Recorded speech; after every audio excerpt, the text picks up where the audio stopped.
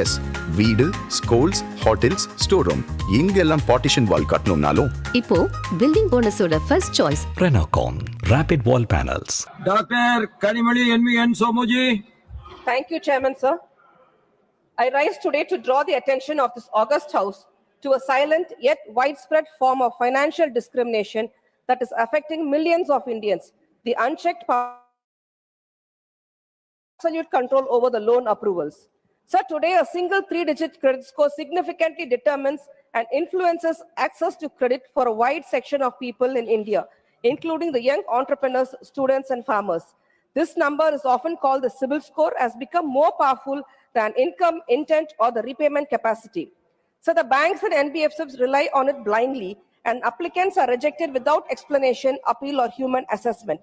So what is more important is that no robust government's oversight exists over how these private credit score companies collect data, calculate scores, or correct errors.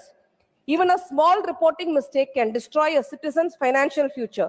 There is no time-bound grievance readdressal mechanism, and the burden of proof is always placed on the borrower, not on the agency. Sir, adding to this concern is the mushrooming of the new private companies that claim to boost or repair the credit scores as a business model. They charge vulnerable citizens hefty fees, promising quick fixes while operating in a regulatory gray zone. Many cases, people are paying just to correct errors that should have never existed in the first place.